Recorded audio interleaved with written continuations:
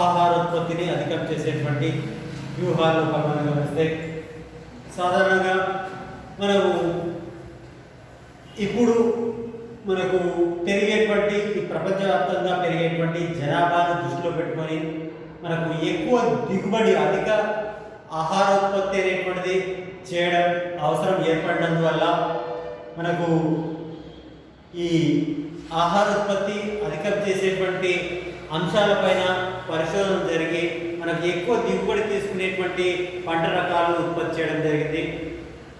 అయితే అందులో అధిక దిగుబడిని తీసుకోవడానికి ఆ ప్రపంచం వ్యాప్తంగా ఉన్నటువంటి జనాభాకు సరిపోయేటువంటి పోషకాహారం లభించడం కోసం మనం పంటలను ఎక్కువ మొత్తంలో దిగుబడి తీసుకోవడానికి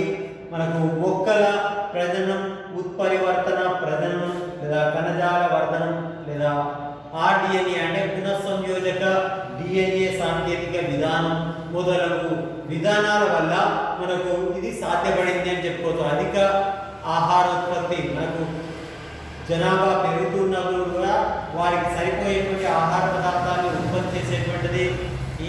విధానాలు పాటించడం వల్ల జరిగిందని చెప్పుకోవచ్చు. అయితే ఇందులో భాగంగా మనకు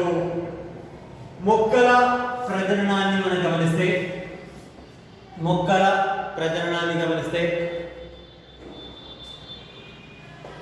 మొక్కల ప్రజననము అన్నప్పుడు మనకు సాధారణంగా మొక్క జాతులను మనకు కావలసినటువంటి జాతులను మనము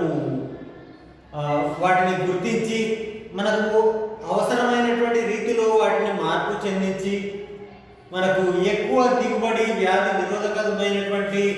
పంట రకాలు ఉత్పత్తి చేసేటువంటి పద్ధతిని మనం ఇక్కడ మొక్కల ప్రజననము అంటాం. దానికి ఇక్కడ మొక్కల ప్రజననము అంటే ఇక్కడ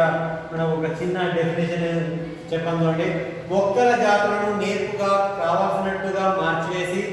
అనుకున్న కొత్త మొక్క రకాలను సృష్టించి సాగు చేసి మనకు దిగుబడి వ్యాధి నిరోధకత కలిగినటువంటి మొక్కల్ని పెంచేటువంటి పద్ధతిని మనం ఇక్కడ మొక్కల ప్రజననము అంటాం. ఈ మొక్కల ప్రజననం అనేటువంటి దాన్ని మనము లాస్ట్ క్లాస్ లోపల మనకు స్వామినాథన్ చేసినటువంటి అంశాన్ని మనం గమనిస్తే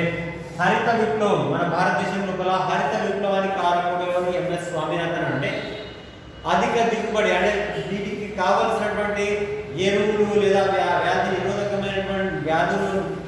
లేదా కీటకాలను నిరోధించేటువంటి అంశాలను ఆ మొక్కలకు చేర్చి అంటే మొక్కలకు ఎలాంటి పరిస్థితులు కల్పిస్తే అవి చీడలు నిరోధిస్తాయి, ఎలాంటి పరిస్థితులు కల్పిస్తే ఆ మొక్కలు అధిక దిగుబడిని తీసుకురావచ్చు, వాటికి ఎలాంటి ఎరువులు అవసరము అనేటువంటి మొదటి అన్ని కూడా మనకు ఈ హరిత విప్లవం లోపల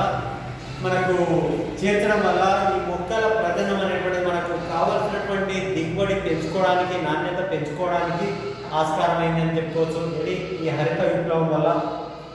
సాధారణంగా మనకు పురాతన కాలం నుండి ఇంచుమించుగా 9,000 నుంచి 11,000 సంవత్సరాల క్రితం నుంచి మనకు పంట రకాలను భద్రపరచడం, ఆ తర్వాత మనకు తర్వాత తరాల లోపల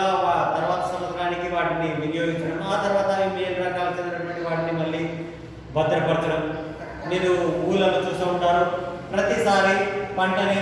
మనం విత్తుకున్న తర్వాత వాటి నుంచి నేరుతో మనకు కావాల్సినటువంటి లక్షణాలు కలిగినటువంటి వాటిని వేరుకొని వాటిని నెక్స్ట్ సంవత్సరం మళ్ళీ విత్తనాలు విత్తుకోవడానికి అవి సపరేట్గా వాటికి చెడిపోకుండా భద్రపరుస్తుంటారు. అంటే ఆ రకంగా కొన్ని వేల సంవత్సరాల నుంచి కూడా అలా భద్రపరచడం, నేర్పుతో భద్రపరచడం, కావాల్సినటువంటి పరిస్థితులు కల్పించడం, మనకు మొక్కల్ని ఉత్పత్తి చేసుకోవడం అనేటువంటి దాన్ని ఇక్కడ మనం మొక్కల ప్రజననము అంటారు. ఈ మొక్కల ప్రజననం అభివృద్ధి జరగడానికి